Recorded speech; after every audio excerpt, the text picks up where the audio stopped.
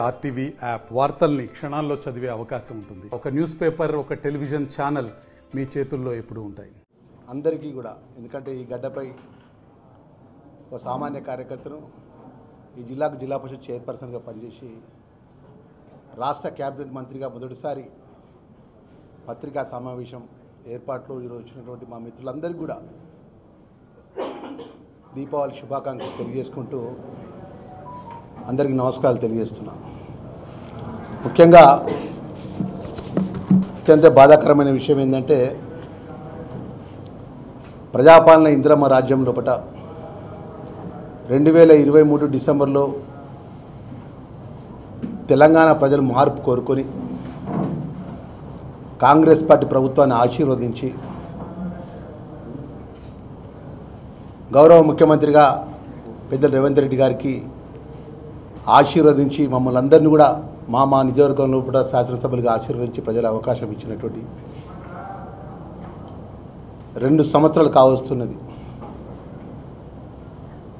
2 సంవత్సరాల లోపే మేము ప్రమాణ స్వీకారం చేసిన 6 నెలల లోపటినే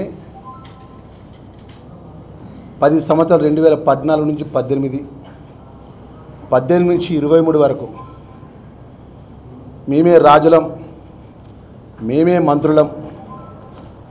ముచ్చటగా 3వసారి కూడా అధికారం మేము ప్రభుత్వం మేమే, మాజీ ముఖ్యమంత్రి ప్రభుత్వం అధికారంలోకి వస్తుందని చెప్పి 2023 ఎన్నికల ముందే సంవత్సర కాల క్రితమే సంబరాల విజయోత్సవ సంబరాలు చేసుకున్నారు. ప్రతి నియోజకవర్గం లోపల వేలాది మంది టీఆర్ఎస్ పార్టీ కార్యకర్తలు గులాబీ జెండా కండువలు కప్పుకొని 119 సెగ్మెంట్లో మళ్ళా 3వసారి మేమే విజయ పతాకం ఎగురవేస్తాం అని చెప్పి మాట్లాడినటువంటి మాజీ ముఖ్యమంత్రి కేసీఆర్, మాజీ మంత్రి హరీష్ రావు, మాజీ మంత్రి కేటీఆర్, కవితక్క, వారి యొక్క ప్రభుత్వంలో ఉన్నటువంటి మంత్రులంతా ప్రజలు అన్నీ గమనిస్తారు. ప్రజలు గమనించి మార్పు కోరుకొని ప్రజాపాలన ఇందిరమ్మ రాజ్యంలో మాకు అవకాశం ఇచ్చినారు. అవకాశం ఇచ్చిన ఈ 2 సంవత్సరాల లోపు ప్రజలకు ఇచ్చిన 6 గ్యారంటీ పథకాలు మీరు 14 నుంచి 23 వరకు రాజ్యమేలి ఆర్థిక సంక్షోభం సృష్టించి ఆర్థిక వ్యవస్థను చిన్నాభిన్నం చేసి రాష్ట్ర ప్రభుత్వాన్ని అప్పజెప్పినా మేము ప్రజలకు ఇచ్చిన 6 గ్యారంటీ పథకాల లోపల గౌరవ ముఖ్యమంత్రి రేవంత్ రెడ్డి గారి నేతృత్వం లోపల గౌరవ డిప్యూటీ చీఫ్ మినిస్టర్ ఫైనాన్స్, ఉప ముఖ్యమంత్రి గారు, మంత్రులం, ప్రభుత్వం ఒక బాధ్యతతో ప్రజలకు ఇచ్చిన మాట అమలు చేయాలని చెప్పేసి 4 సంక్షేమ కార్యక్రమాలు అమలు చేస్తున్నాం. పేద ప్రజానికానికి వాళ్ళ సొంత ఇంటి కళ ఇందిరమ్మ ఇల్లు పథకాన్ని అమలు చేయడం, ప్రతి నియోజకవర్గంలో 3500 ఇల్లు శాంక్షన్ ఇచ్చి లబ్ధిదారులు పునాదులు కట్టుకొని గోడలు లేపి స్లాబ్లు చేస్తే నేరుగా ఆన్లైన్ ద్వారా 5 లక్షల రూపాయలు ఇందిరమ్మ ఇంటి కల పథకాన్ని అమలు చేస్తున్నాం. అదేవిధంగా తెలంగాణ ప్రజానికానికి ఏదైతే 200 యూనిట్ వరకు ఉచిత కరెంటు అందజేస్తున్నాం. రాష్ట్ర ముఖ్యమంత్రి కానీ, డబ్బున్న పెద్దలు కానీ ఉదయం లేస్తే ఏ భోజనం అయితే, ఏ బియ్యంతోనైతే అన్నం తింటారో సన్న బియ్యాన్ని కూడా అన్ని వర్గాలకు ప్రజలకు అందజేస్తున్నాం. అదేవిధంగా ఆ రోజున మీకు తెలుసు, మీరు మీడియా మిత్రుల సాక్ష్యం, వాళ్ళకు రేషన్ కార్డు కావాలని ఆ ఇంట్లో ఎవరైనా అనుకోకుండా ఆ ఇంట్లో ఒక కొడుకు పెళ్ళి అయితే కోడల పేరు రేషన్ కార్డులో నమోదు చేయాలనుకుంటే 10 సంవత్సరాలు కూడా ఒక్క రేషన్ కార్డు ఇవ్వలేని దుస్థితి మీది. ఇవాళ ప్రతి వాళ్లకు లక్షల లబ్ధిదారులకు రేషన్ కార్డులు ఆన్లైన్ ద్వారా మీ సేవ ద్వారా నేరుగా ఆ మండల ఆఫీస్లో కూడా దరఖాస్తు పెట్టుకున్న వాళ్ళందరికీ, ప్రజాపాలన దరఖాస్తు పెట్టుకున్న వాళ్ళందరూ కూడా రేషన్ కార్డు ఇవ్వడం జరిగింది. రైతన్నలు 6 గంటలు కష్టపడి పంట చేస్తే, ఆ రోజు కష్టపడి పంట పండితే ఆ పంట కొనుగోలు విషయంలో పట్ట ఏ యొక్క కలెక్టర్ కానీ ఏ అధికారి కానీ పట్టించుకున్నట్టు కాదు. రైతుల యొక్క మీరు పోయి మిల్లర్తో మాట్లాడుకోవాలి. మిల్లర్ 4 కిలోలు 4 కిలోలు, 5 కిలోలు అంటే 5 కిలోలు, 9 కిలోలు 9 కిలోలు ఒప్పుకుంటేనే మీ యొక్క వడ్లను ఆ మిల్లర్ దించుకోవడం జరుగుతుంది అని చెప్పి మిల్లర్లతో కుమ్మక్కైపోయి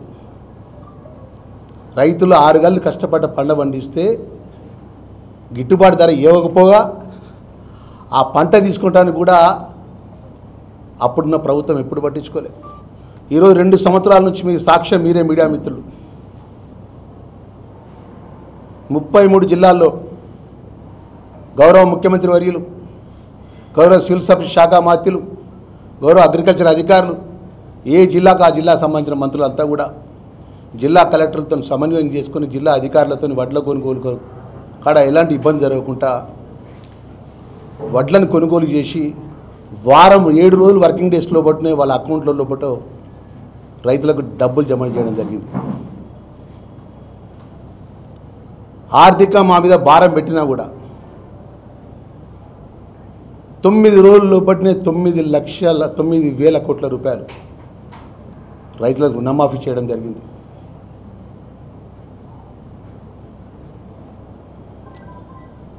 నిరుద్యోగ యువకులకు యావత్ తెలంగాణ ప్రజలు సాక్ష్యం.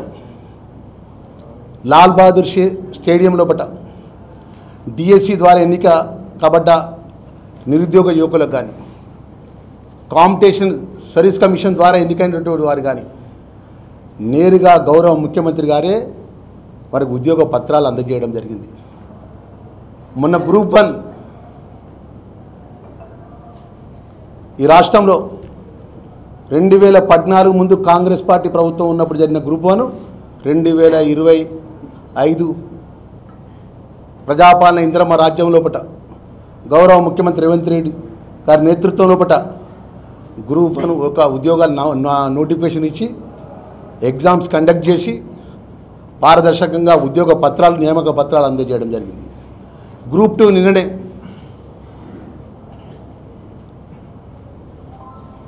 నిరుద్యోగ యువకుల ఉద్యోగాల పత్రాలు అందజేయడం జరిగింది. సుమారు 700 పైచిలకు. ఇవాళ మేము 2 సంవత్సరాల లోపల పార్లమెంట్ ఎలక్షన్ షెడ్యూల్కు ఎలక్షన్ కోడ్ 4 నెలలు, ఎమ్మెల్సీ ఎలక్షన్ కోడ్ 2 నెలలు, అంటే 4, 2, 6 నెలలు సుమారు 4-6 మధ్యలో ఎలాంటి శాంక్షన్ కానీ ఎలాంటి యొక్క కొత్త పనులు ఇవ్వడం కానీ జరగదు. మాకున్నటువంటి ఆ 20 నెలల లోపలనే ఈరోజు మీరు రాష్ట్ర ఖజానా దోచి మీరు దాచుకొని 1000 కోట్ల రూపాయలకు పడిగెత్తి ఇవాళ మమ్మల్ని మీరు ఏం మాట్లాడుతున్నారు? హరీష్ రావు, ఎంత అహంతో మాట్లాడుతున్నావు? రాష్ట్ర మంత్రులను పట్టుకొని దండుపాల్యం అంటావా? అంటే ఒక బీసీ బిడ్డలు ఉన్నటువంటి క్యాబినెట్ను, ఒక దళిత బిడ్డలున్న క్యాబినెట్ పట్టుకొని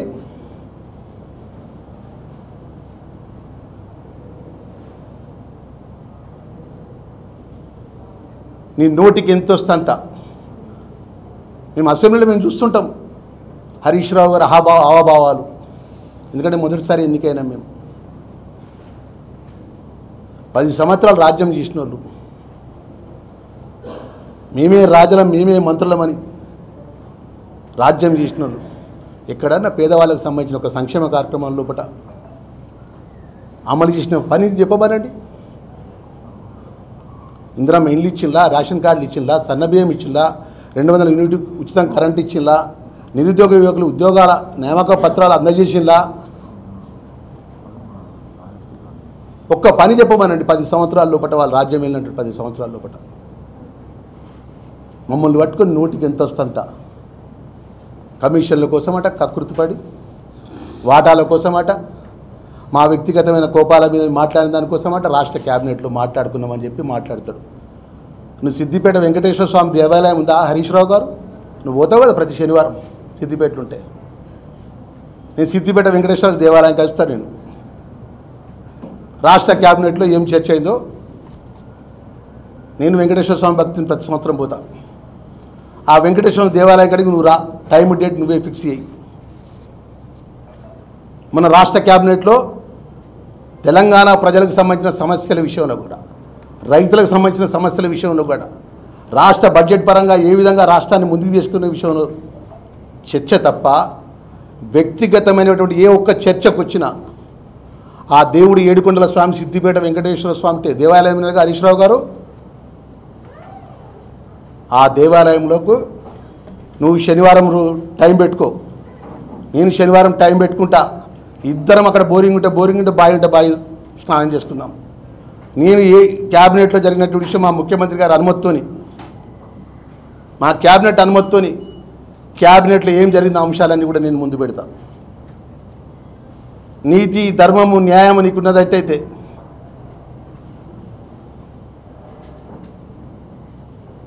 నువ్వు ఈ ఛాలెంజ్ సిద్ధమని అడుగుతున్నా. తెలంగాణ ఆశ, భాష, ఆ దేవుడిచ్చినటువంటి ఆ మాట్లాడే చతుర్థతోని ప్రజల్ని మభ్యపెట్టే విధంగా మాట్లాడడం, ఈ అహంకారంతో అవహేళనగా మాట్లాడడం,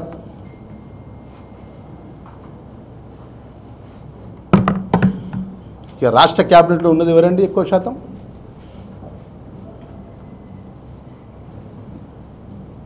గౌరవ ముఖ్యమంత్రి రేవంత్ రెడ్డి గారు బలహీన వర్గాల పక్షాన రాహుల్ గాంధీ గారు ఇచ్చిన మాట కోసం 42% కులగణన 33 జిల్లాలకు సంబంధించినటువంటి జనాభా లెక్క ప్రతిపాదిక ప్రకారం అసెంబ్లీలో తీర్మానం చేసి, ఆ తీర్మానంలో అన్ని పార్టీ శాసనసభ్యుల యొక్క భారతీయ జనతా పార్టీ శాసనసభ్యులు, టీఆర్ఎస్ పార్టీ శాసనసభ్యులు, ఎంఐఎం శాసనసభ్యులు, సిపిఐ శాసనసభ్యులు, కాంగ్రెస్ పార్టీ శాసనసభ్యుల యొక్క అభిప్రాయం తీసుకొని రాష్ట్రం ద్వారా కేంద్రానికి గవర్నర్ ద్వారా పంపిస్తే ప్రతిపక్ష పార్టీలో అందరం పోదామంటే ఒక్కరోజు కూడా వచ్చి ముందుకు మాట్లాడలే. నిన్నగాక మొన్న కోర్టు స్టే ఇచ్చిందంటే టీవీలో ఛానల్స్లో చూస్తున్నాం. కేటీఆర్వే అలుముకుంటున్నారు, అరే మన వాళ్ళ ఎమ్మెల్యేలను స్టే వచ్చిందని. అక్కడ బలహీన వర్గాలకు సంబంధించిన 42% చట్టాన్ని అమలు చేసే విషయం లోపల రాష్ట్ర ప్రభుత్వం చట్టాన్ని చేసి తీర్మానం చేసి కేంద్రాన్ని పంపిస్తే దానికి జీవో తీసుకొస్తే జీవో ప్రకారంగా వాళ్ళకి రాజ్యాంగపరంగా బలహీన వర్గాలకు సంబంధించిన ఈ తెలంగాణ రాష్ట్రంలో హక్కు కావాలని గౌరవ రాహుల్ గాంధీ గారి యొక్క ఆలోచనని ముఖ్యమంత్రి గారు అమలు చేసే యొక్క ప్రక్రియలో భాగంగా కోర్టుల స్టే వస్తే గట్టిగా అలుముకోబడుతుంది కేటీఆర్. ఇవాళ మీరు 2014 నుంచి 23 వరకు రాష్ట్ర క్యాబినెట్లో మంత్రిగా ఉన్నది వేరుదాన్ని ఒకళ్ళు మాట నడిచిందా అని చెప్తున్నా. ముఖ్యమంత్రి కేటీఆర్ కనీసం ఆదేశియాలి, కేటీఆర్ అమలు చేయాలి, హరీష్ రావు యాక్షన్ చేయాలి తప్ప ఎవరికైనా స్వేచ్ఛ ఉన్నదా అని అడుగుతున్నా.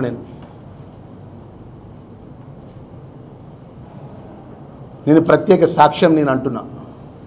ఒక సామాన్యమైనటువంటి కాంగ్రెస్ పార్టీ కార్యకర్తలు ఇదే కరీంనగర్ జిల్లాలో పుట్టి, ఇదే కరీంనగర్ జిల్లాలో కాంగ్రెస్ పార్టీ జెండా పట్టుకొని ధర్మపురి ప్రజల యొక్క దయతో లక్ష్మణ సుసం ఆశీర్తో శాసనసభ్యుడిగా ఎన్నికై విప్పై రాష్ట్ర క్యాబినెట్లో రాహుల్ గాంధీ గారు, రేవంత్ రెడ్డి గారు, మా శ్రీధర్ బాబు గారు మంత్రుల యొక్క సహకారంతో నేను మంత్రిగా బాధ్యతలు తీసుకొని ఒక దళిత వర్గ సామాన్య కాంగ్రెస్ పార్టీ కార్యకర్త. ఇది 4 నెల, నాకు 4 శాఖలు ఉంటాయి.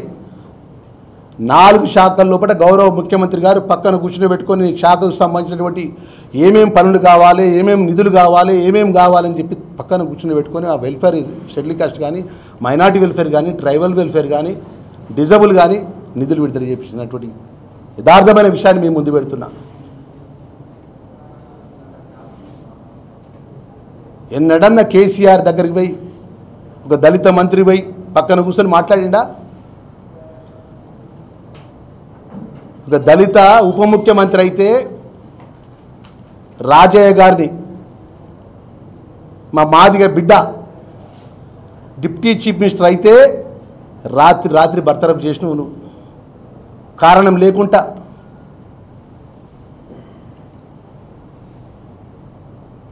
మా అన్న ఈశ్వరన్న దళిత మంత్రి అయితే చేయబట్టి పక్క జరగవు అని మాజీ ముఖ్యమంత్రి నెట్టేసిండు. మొన్న కొన్ని రోజుల క్రితం మా సోదరిమణి కవిత గారు మాట్లాడిండ్రు. ఒక్కసారి వినండి వీడియో. మళ్ళొక్కసారి మొన్న మాట్లాడిన మాట మళ్ళొక్కసారి మీ అందరి ముందు పెడుతున్నాం.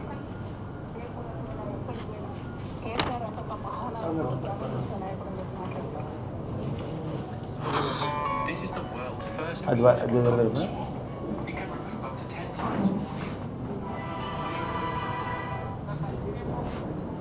అని కదా ఖచ్చితంగా చెప్పాలి. విషయం ఏంటంటే ఈయన ధనదాహం ఎట్లాంటిదంటే సంతోష్ రావు గారిది స్టార్టింగ్ వెళ్ళిపెట్టు 1 minute అన్న ప్లీజ్. అది ఎందుకు చెప్తాను, దాని సారాంశం కూడా చెప్తాను. మంత్రిగా నా బాధ్యత ఉన్నది వాడు చెప్తాను. మొదటి నుంచి పెట్టు.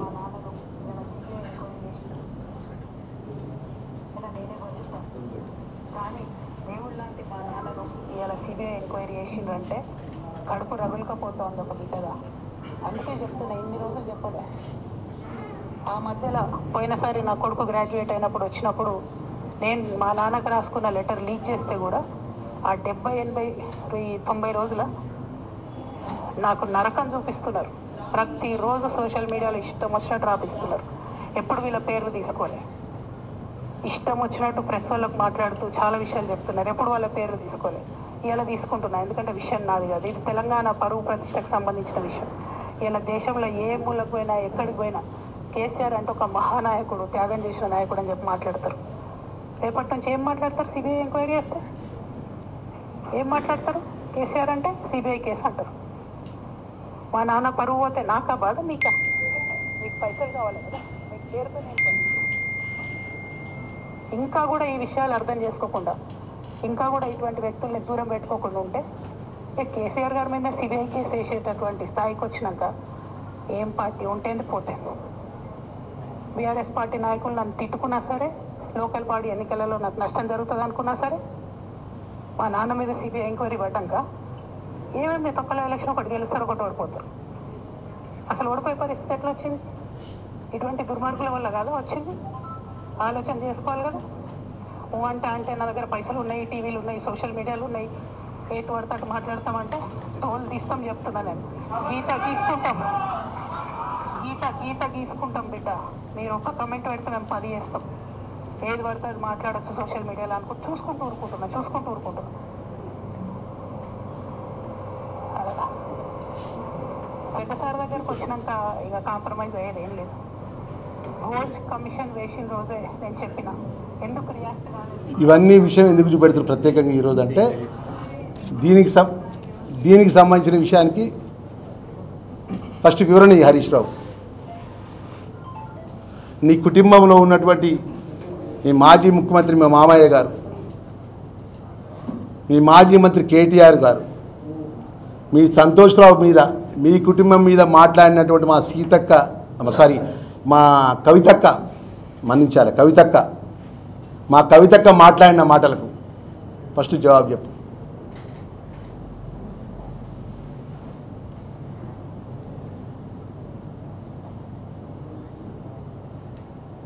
దళితులకు సంబంధించినటువంటి విషయం లోపల రైతులకు బేడీలు వేసింది. మీరు కాదా రైతులకు బేడీలు వేసింది? నేరేళ్ల సంఘటన విషయం లోపల కవిత గారు ఏం మాట్లాడింది? ప్రభుత్వంలో భాగస్వాములు సంతోష్రావు పార్లమెంట్ సభ్యుడిగా ఉన్నాడు, హరీష్ రావు మాజీ మంత్రిగా ఉన్నాడు, కేటీఆర్ మాజీ మంత్రిగా ఉన్నాడు. ఆయన వల్ల ఒక దళితుని లారీ ఎక్కించి చంపేసినామని చెప్పేసి ఒప్పుకున్న తర్వాత ఏం సమాధానం చెప్తారు దళితులకు అంటున్నా. నేరేల సంఘటనలో ఉన్నటువంటి మా దళిత కుటుంబాలకు వాళ్ళు జీవితంలో దేనికి కూడా ఉపయోగపడని విధంగా టార్చర్ చేసి ఇంటర్గేషన్ చేసి థర్డ్ డిగ్రీ ఉపయోగించి విపరీతమైనటువంటి హింస ఉపయోగించి కొట్టి వాళ్ళను పోలీస్ పరంగా అరాచకం చేసి ఒక దళిత డిప్యూటీ చీఫ్ మినిస్టర్నేమో బర్తరఫ్ చేస్తావు, ఇంకో దళిత మంత్రినేమో చేయబట్టి దొబ్బేస్తావు. మా దళితులకు నీ ఇసుకకు నీ వ్యాపారాలకు మీకు అడ్డం వస్తుందని చెప్పి కేటీఆర్ను సంతోష్ రావుకి అడ్డం వస్తుందని చెప్పి నేరేళ్ల మీద మా కుటుంబాల మీద లారీ బట్టి తొక్కిచ్చి చంపించి మళ్ళీ దానికి ఎదురుగా ప్రశ్నించే మా అంబేద్కర్ సంఘ నాయకులు మా దళిత సంఘాల నాయకులు అడిగినందుకు హరీష్ రావు బానే అనేటోళ్ళు ఇప్పటి వరకు కూడా రోడ్డు మీద నడవలేకపోతుంది ఇట్లా కాళ్ళ మీద ఆ విధంగా కొట్టించు ఇలా మాట్లాడతారు. ఆర్థిక శాఖ మంత్రిగా ఉన్నావు కదా, నేను ఎస్సీ వెల్ఫేర్ మినిస్టర్గా అడుగుతున్న ఒక మాట, కేంద్ర ప్రభుత్వం నుంచి రాష్ట్ర ప్రభుత్వానికి సోషల్ వెల్ఫేర్ కానీ గిరిజన వెల్ఫేర్ కానీ రావాల్సిన నిధులు ఎన్ని పట్టుకొచ్చినాం అంటున్నాయి 10 సంవత్సరాల లోపల మీరు మంత్రిగా పనిచేసిన రాష్ట్ర ప్రభుత్వంలో. ఎస్సీ ఎస్టీ మైనార్టీకి సంబంధించిన ఆ శాఖ మంత్రిగా అడుగుతున్నా, ఒక్క రూపాయి కూడా తీసుకొచ్చడానికి కూడా ప్రయత్నాలు కూడా చేయలే వాళ్ళు. ఇలా నోటికి ఎంత సడ్డ అహంతో అవహేళనగా మంత్రులను పట్టుకొని మాకు బాధ అనిపిస్తుందండి. ఒక 20 నెలల లోపల ఇంత మీద దాడి, దొరాని ఒక దాడి మా మీద. ఒక దళిత మంత్రులు ఉన్నాం, బీసీ మంత్రులు ఉన్నాం, మా మధ్య కుటుంబ పరంగా ఏదైనా ఉంటే మేము సమస్యపోయే విధంగా చేసి నువ్వు చెప్పు. కవితకు మాట్లాడిందని ఫస్ట్ నువ్వు జవాబు చెప్పు. ఫస్ట్ నీ కుటుంబమే కదా, నీ కుటుంబంలో జరిగినటువంటి వివాదమే కదా, నీ రక్త సంబంధమే కదా మాట్లాడింది. 2023 జరిగిన ఎన్నికల లోపల ప్రజలు ప్రజాపాలన ఇందిరమ్మ రాజ్యంలో అవకాశం ఇచ్చినాక జరిగిన పార్లమెంట్ ఎన్నికల లోపల దానికి ఏమో జవాబు చెప్తావు? కాడెత్తేసినావు కదా మధ్యలోనే. నువ్వు మాకు అంటగడుతున్నావు కదా, బీజేపీ మేము ఒకటే అంటున్నావు కదా. ఆ రోజు పార్లమెంట్లో మీరున్న పార్లమెంట్లో కారు సారు 16 అని మాట్లాడినటువంటి మీ యొక్క పార్టీ కదా. కారు ఎక్కడ పోయింది, సారు ఎక్కడ పోయింది, 16 ఎక్కడ పోయినాయి? మేము ప్రశ్నిస్తున్నాం హరీష్ రావు గారు, మిమ్మల్ని మీరు చాలా గొప్పగా మాట్లాడతారు కదా, అవహేళన చేస్తారు కదా మమ్మల్ని. మేము క్యాబినెట్లో మా వ్యక్తిగతమైన విషయాలే మాట్లాడినాం. క్యాబినెట్ అంటే అదో క్యాబినెటా, అదో మంత్రివర్గమా? మాట్లాడే ముందు నువ్వు 10 సంవత్సరాల లోపల జరిగిన పాపం మొత్తం కవిత చెప్పింది. కాళేశ్వరం పాపం అంతా అప్పుడు మంత్రిగా పనిచేసినటువంటి అప్పుడున్నట్టు సంతోష్ రావు, హరీష్ రావు మా తండ్రిని ఈ విధంగా దోషిని చేసి నిలబెట్టిందని మాట్లాడిందని జవాబు చెప్పు తెలంగాణ ప్రజలకు. ఇవాళ నేను చెప్తాను రాష్ట్ర ప్రభుత్వం లోపల అప్పుడు 10 సంవత్సరాల్లో నీ దగ్గర నీ రాష్ట్రంలో పనిచేసిన అధికారులే ఇలా అధికారిగా పనిచేస్తున్నారు. అప్పుడు ఫైనాన్స్ సెక్రటరీగా ఫైనాన్స్ చేసినటువంటి రామకృష్ణారావు చీఫ్ సెక్రటరీ గారు, సందీప్ సుల్తాన్ పనిచేసిన వాళ్ళ ఇప్పుడు అధికారులు ఉన్నారు కదా. మేము తప్పులు చేస్తే నీకు ఇన్ఫర్మేషన్ ఇయ్యారా? మా కాగితాలతో సహా బయట పెట్టరా? శ్రీధర్ బాబు శాఖ ఉంది, ఉత్తమ్ కుమార్ రెడ్డి గారి శాఖ ఉంది, పొంగులేటి శ్రీనివాసరెడ్డి గారి శాఖ ఉంది, మినిస్టర్గా నా శాఖ ఉంది. మంత్రులకు సంబంధించిన మా శాఖల లోపల ఏం అవకతవకలు జరిగినాయి, ఏం లక్ష్యాలు, ఏం దానికోసం మేము ఇష్టానుసారంగా మాట్లాడుకుంటున్నాం అని చెప్పేసి ఆరోపణలు చేస్తున్నాం అని చెప్పి హరీష్ రావుని అడుగుతున్నాం. ఒక బాధ్యత గల నాయకునివే కదా నువ్వు. 3 సార్లు 4 సార్లు గెలిచినాము, తెలంగాణ తీసుకొచ్చినాం అంటారు కదా అగ్గిపట్ట దొరికిన హరీష్ రావు గారు. మీరు ఏది పడితే అదే మాట్లాడితే ఎట్లా?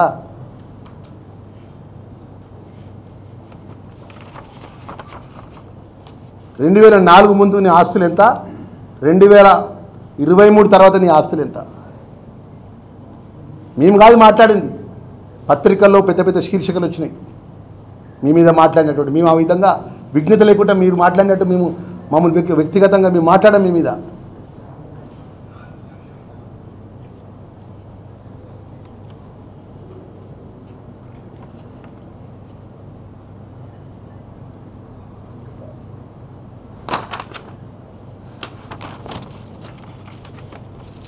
మొన్న ఆ పత్రికలో చూసిన ఒకను ఇప్పుడు మా ఒక మిత్రుడు పంపించాడు, రబ్బర్ చెప్పులు లేని హరీష్ రావుకు 1000 కోట్ల రూపాయలు ఎట్లా వచ్చినాయన్న అని అంటుండు ఒక మిత్రుడు ఫోన్ చేసి. మేము ఆ విధంగా మాట్లాడదలుచుకోలే. 2004 ముందు నీ ఆస్తులు ఎంత, 2023 తర్వాత నీ ఆస్తులు ఎంత, ఎట్లొచ్చినాయో చెప్పు. నువ్వు ఈ రాష్ట్రాన్ని దోసుకున్నది మీరు కాదా, దాచుకున్నది మీరు కాదా, కాళేశ్వరం కొల్లగొట్టింది మీరు కాదా?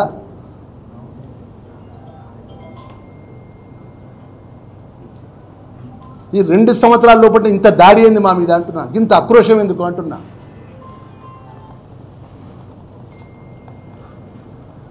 ఇరవై మూడులో ఎన్నికలు జరిగినాయి, నెక్స్ట్ పార్లమెంట్ ఎన్నికలు జరిగినాయి.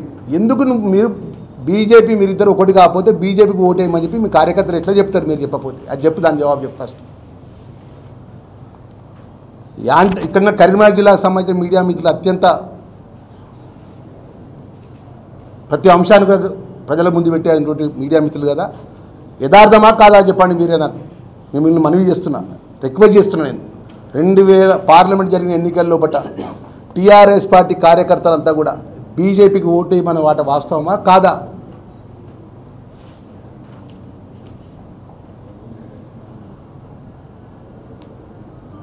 ఇలా బీజేపీ టీఆర్ఎస్ ఒకటయ్యి బలహీన వర్గాలకు సంబంధించినటువంటి ఒక చట్టాన్ని చేసి 42% చట్టాన్ని అమలు చేసి అమలు పరిస్తే కోట్ల స్టే చేస్తే అలుముకొని ఒకరికొకరికి అలుముకొని కృతజ్ఞత చెప్పుకున్నటువంటి వీడియోలు మా కళ్ళ ముందు. అంటే బలహీన వర్గాలంటే అంత చిన్న చూపా? ఈ రాష్ట్రంలో 30 సంవత్సరాలకెళ్ళి దళితులం అన్నదమ్ముల్లాగా మా ఒక హక్కుల కోసం మేము కేటగరైజేషన్ కోసం మేము మాట్లాడుతున్నట్టు పోరాటం చేస్తున్న సందర్భంలో సుప్రీంకోర్టులో జడ్జిమెంట్ వచ్చి ఆ జడ్జిమెంట్ ఆధారంగా అసెంబ్లీలో బిల్లు పెడితే మాజీ ముఖ్యమంత్రి కేసీఆర్ మా కేటగరైజేషన్ సంబంధించిన మా దళితులకు సంబంధించినటువంటి బిల్లు పాస్ అయ్యడానికి అసెంబ్లీలో రాలేదండి.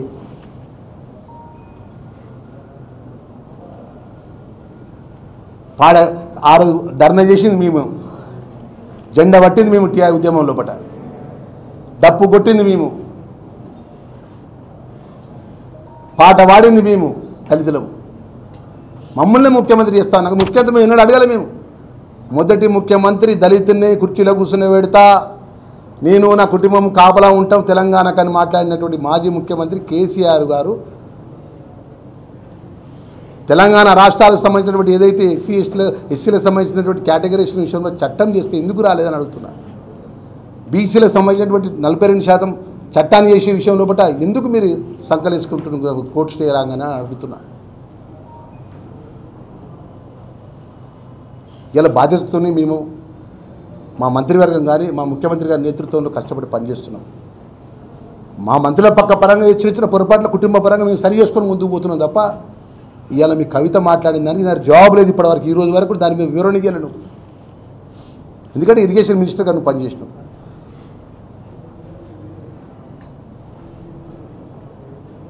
హరీష్ రావు గారు నోరున్నది కదా, ముఖ్యమంత్రి రేవంత్ అని ముఖ్యమంత్రి గారితో ఏకవచనంతో మాట్లాడు.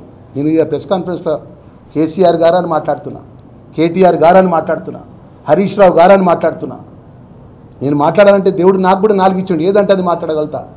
ప్రజలతో ఎన్నుకోబడ్డ ప్రజాస్వామ్య పద్ధతి ద్వారా రాజ్యాంగ నిర్మాత అంబేద్కర్ గారు ఇచ్చినటువంటి రాజ్యాంగ పరంగా ప్రజలు ఓట్లేస్తే ముఖ్యమంత్రిగా చేసినారు రేవంత్ రెడ్డి గారిని.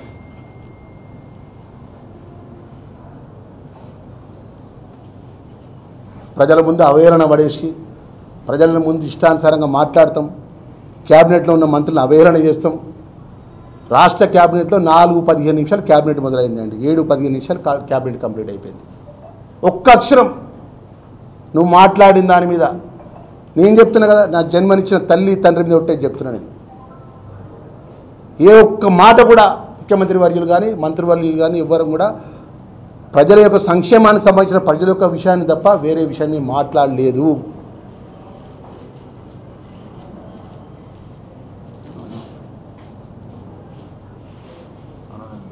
మీరు అనుకుంటున్నారు కావచ్చు రేపు స్థానిక ఎన్నికలు ఉన్నాయి, ప్రజలు ఎదురు చూస్తున్నారు. ప్రజలకు ఎవరికి ఎట్లా బుద్ధి చెప్పాలనో ప్రజలు బుద్ధి చెప్పడానికి సిద్ధంగా ఉన్నారు.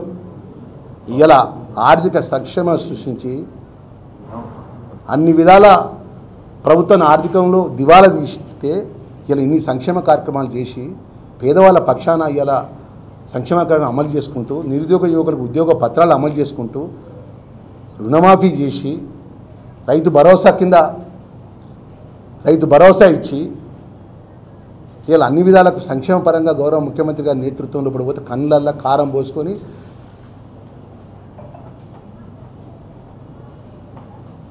వాళ్ళు కళలు కూడా ఊహించలేదండి. మేము ఈ రాష్ట్రంలో ప్రజాపాలన ఇందిరమ్మ రాజ్యం వస్తుంది, కాంగ్రెస్ పార్టీ ప్రభుత్వాన్ని కళలు కూడా కేటీఆర్ కానీ హరీష్ రావు గారు కానీ కవిత కానీ కేసీఆర్ గారు ఊహించలే.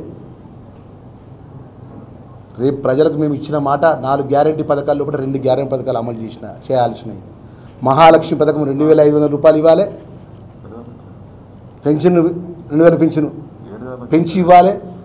ఇంకా 3 సంవత్సరాలు మాకు టైం ఇచ్చినారండి ప్రజలు. మాకు 3 సంవత్సరాలు మాకు టైం ఇచ్చినారు ప్రజలు. మాకు గౌరవ ముఖ్యమంత్రి గారి నేతృత్వంలో 100% మా శక్తి కొద్దీ ప్రజల సంక్షేమ విషయంలో ప్రజలకు మంచి చేసే విషయంలో పట ఇలా ముఖ్యమంత్రి గారు ఎవరు వేరే ఇంటర్వ్యూ ఇస్తాడండి. ఏ ప్రెస్ మిత్రుడు వేనా, ఏ సామాన్య కార్యకర్త వేనా, సామాన్యులు వేనా నేరుగా మాట్లాడతాడు. విషయం మొత్తం వింటాడు.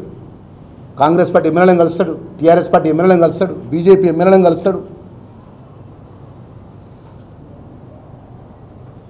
అహంతో నోటికి ఎంత వస్తుందంత మాట. నువ్వు ఇక్కడనే కరీంనగర్ జిల్లాలో చదువుకున్నావు కదా హరీష్ రావు గారు. మన కరీంనగర్ జిల్లా నీళ్ళు ఎక్కడికి పట్టుకుపోతున్నావు నువ్వు? సిద్దిపేట ప్రాంతానికి పట్టుకపోతున్నావు, గజ్వేల్ ప్రాంతానికి పోతున్నాయి నీళ్ళు. మన కరీంనగర్ జిల్లా మేమేమని ఏం చేసాం? ధర్మపురి కరీంనగర్ జిల్లా ప్రజలు ఇరిగేషన్ మంత్రిగా ఉన్నావు కదా. ఇక్కడ ఈ జిల్లాకి చేసిన మంచి మేలేందో చెప్పు హరీష్ రావు. నువ్వు ఫస్ట్ మొదలు ఇక్కడ చదువుకున్నావు కదా, పక్క జిల్లా నుంచి ఈ జిల్లాలో చదువుకున్నావు. ఇక్కడ చాలామంది మిత్రులు ఉన్నారు కదా.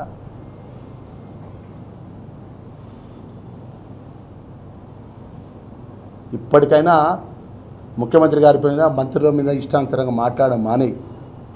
నీకున్న అతి తెలివి ఉపయోగించి క్యాబినెట్లో జరిగిన విషయాల లోపల అంత విఘ్నత లేనోళ్ళు ఏం కాదు. ఒక్కొక్క మంత్రి 5 సార్లు ఎమ్మెల్యేలు గెలిచినారు ప్రజాబలంతో. 3 సార్లు మంత్రులుగా పనిచేసినారు. బాధ్యతతో మేలుతాం, ప్రజలకు జవాబుదారీగా మేలుతాం తప్ప ఇష్టానుసారం ఇక్కడ ప్రవర్తించాం. ఇక మాట్లాడేది బాగా ఉండే, కానీ ఎందుకు ఎక్కువ మాట్లాడతలేనంటే హరీష్ రావు గారు జర నోరు దగ్గర పెట్టుకోండి. మీరు మంత్రులు ఉన్న క్యాబినెట్లో ఉన్న వాళ్ళంతా బలహీన వర్గాలు, దళిత వర్గాలు, అన్ని వర్గాల యొక్క కలయికతోనే క్యాబినెట్ ఉంది ముఖ్యమంత్రి గారి నేతృత్వంలో పట. ఈరోజు కవిత మాట్లాడినటువంటి మాటలకు ఫస్ట్ జవాబు చెప్పు తెలంగాణ ప్రజలకు. పార్లమెంట్లో బీజేపీకి నువ్వు సపోర్ట్గా ఓటేయమని చెప్పిన దానికి జవాబు చెప్పు తెలంగాణ ప్రజలకు.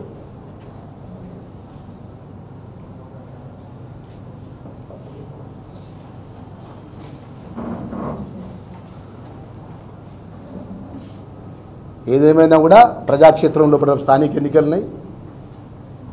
ప్రజలు ఏ విధంగా ఆశీర్వదించాలి, ఏ పార్టీని ఆశీర్వదించాలని గౌరవ ముఖ్యమంత్రి గారి నేతృత్వం లోపల మేము ఇచ్చిన సంక్షేమ కార్యక్రమాల విషయంలో 100% ప్రజలు పెద్ద ఎత్తున కాంగ్రెస్ పార్టీ జెండా ఎగురవేసే విధంగా మేమందరం మంత్రులు మేలడం, ఓడిపోయిన ఎమ్మెల్యేలు ఉన్న కాడ గెలిచిన మా కాంగ్రెస్ పార్టీ ఓడిపోయినటువంటి నియోజకవర్గంలో కూడా కాంగ్రెస్ పార్టీ బలోపేతంగా రేపు జరగబోయే జూబ్లీ ఎన్నికలున్నాయి.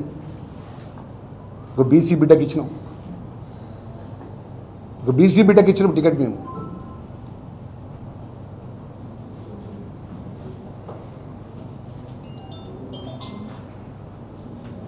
ముఖ్యమంత్రి గారు వెంబడి ఎవరు ఉంటారండి? దళితులు, బీసీలు, మంత్రులు పక్కన కూర్చుంటారు. ఆ విధంగా పరిపాలన అందిస్తున్నామండి. హరీష్ రావు, నువ్వు టైం డేట్ ఫిక్స్ చేయి. నేను సిద్దిపేట ఏడుకొండల స్వామి దేవాలయానికి వచ్చడానికి సిద్ధంగా ఉన్నా. నువ్వు క్యాబినెట్లో మాట్లాడినటువంటి మాటలు వ్యక్తిగతమైన విషయంకే క్యాబినెట్ పరిమితమైంది, ఈ మంత్రులు కాదు అని మా మీద ఆరోపణ చేసిన విషయంలో నేను సిద్ధంగా ఉన్న. టైము డేట్ ఫిక్స్ చేయని చెప్పి హరీష్ రావుకు చాలా విసురుతున్నా. ప్రజల సంక్షేమ కార్యక్రమానికి సంబంధించిన విషయం తప్ప, ప్రజలకు మేలు జరిగే విషయం తప్ప క్యాబినెట్లో వేరే విషయం చర్చ జరగలేదని ఆ ఏడుకొండల స్వామి టైం డేట్ చెప్పిన రోజు అక్కడే తడిబట్టతో స్నానం చేసుకుని స్వామివారి పాదాల దగ్గర నిలబడి నేను చెప్తాను, జన్మించిన తల్లిదండ్రులు నేను ఒట్టే చెప్తాను. నేను ఒక్క మాట కూడా గౌరవ ముఖ్యమంత్రి గారు కానీ మంత్రులను కానీ క్యాబినెట్లో ప్రజలకు జరిగిన మంచి కోసమే ఏ విధంగా మంచి చేయాలి, ఏ విధంగా ఆర్థిక విధి విధానాలు గడిలో పెట్టాలి, బీసీలో ఏ విధంగా మేలు చేయాలి, దళితులకు ఏ విధంగా మేలు చేయాలి, స్కూల్స్ పరంగా ఎడ్యుకేషన్ పరంగా ఏ విధంగా ముందుకు పోవాలి, సంక్షేమాన్ని ఏ విధంగా ముందుకు పోవాలనే విషయాన్ని తప్ప వేరే విషయం మాట్లాడినట్టయితే దేనికంటే దానికి సిద్ధమే ఛాలెంజ్ విసురుతున్న హరీష్ రావు కాసుకో. మరిన్ని వీడియోస్ కోసం ఛానల్ ని సబ్స్క్రైబ్ చేయండి, లేటెస్ట్ అప్డేట్స్ కోసం వాట్సాప్ ఛానల్ ని ఫాలో చేయండి అండ్ లింక్ డిస్క్రిప్షన్ లో ఉంది.